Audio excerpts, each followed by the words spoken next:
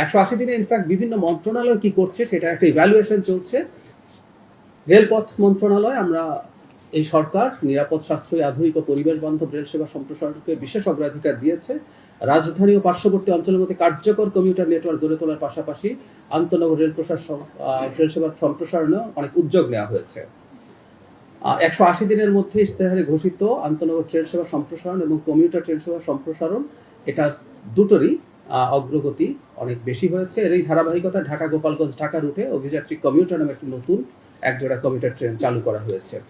180 দিনে ইনফ্যাক্ট বিভিন্ন মন্ত্রণালয় কি করছে সেটা একটা ইভ্যালুয়েশন চলছে। মাননীয় প্রধানমন্ত্রীর কার্যালয়ে উপদেষ্টা এবং স্পেশাল অ্যাসিস্ট্যান্টদের সমন্বয়ে একটা কমিটি আছে। আমি নিজে সেই কমিটির সদস্য হিসেবে আমি জানি এটা অত্যন্ত মেটিকুলাসলি যাচাই বাছাই হচ্ছে এবং সেটা নিয়ে 180 দিনের পরে সম্ভবত মাননীয় প্রধানমন্ত্রী নিজেই জনগণের সামনে এসে হাজির হবে। তিনি সেখানে কি করতে চেয়েছেন, কতটা পেরেছেন বা কতটা পারেননি সেই সব কিছু নিয়েই জনগণের সামনে কথা বলবেন, ব্যাখ্যা দেবেন। এবং আমি এটুকু জানাতে চাই যে 180 দিনে আমাদের যে লক্ষ্যমাত্রা ছিল সেটা আমরা প্রায় সব ক্ষেত্রেই ভালোভাবে অর্জন করতে পেরেছি।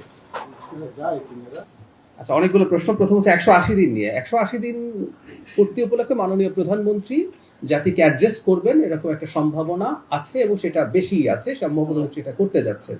এখনো চূড়ান্ত হয়নি সবকিছু। দ্বিতীয় প্রশ্ন, মন্ত্রিসভার রদবদল 180 দিনের পর হবে, এটা আসলে টু সাম এক্সটেন্ট মিডিয়াতে প্রচুর এসছে। সরকারের দিক থেকে এই ধরনের কোনো কিছু বলা বা ইঙ্গিত করা হয়নি। কিন্তু আমি আগে জেনারেলি একটা কথা বলেছি, এটা 180 দিন না এটা 365 দিন, এটা ইস্যু না। মাননীয় প্রধানমন্ত্রী নিশ্চয়ই মন্ত্রীরা যারা আছেন, মন্ত্রণালয়গুলো যা আছে সেগুলোর পারফরমেন্স ইভ্যালুয়েট করবেন এবং প্রয়োজনীয় ব্যবস্থা নেবেন। এটা আমি আগেও একদিন বলছি, প্রয়োজনে রিডিস্ট্রিবিউশন হতে পারে।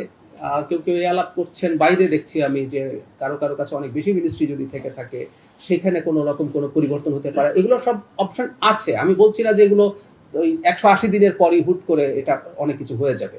আমরা সোফার এটুকু বলেই শেষ করতে চাই যে এই ইভ্যালুয়েশন কন্টিনিউয়াসলি চলবে। এটা 180 দিন না, এটা দ্বিতীয় তৃতীয় বছর বা যে কোনো সময় একটা গণতান্ত্রিক সরকার চাইবে জনগণকে সর্বোচ্চ সেবা দিতে।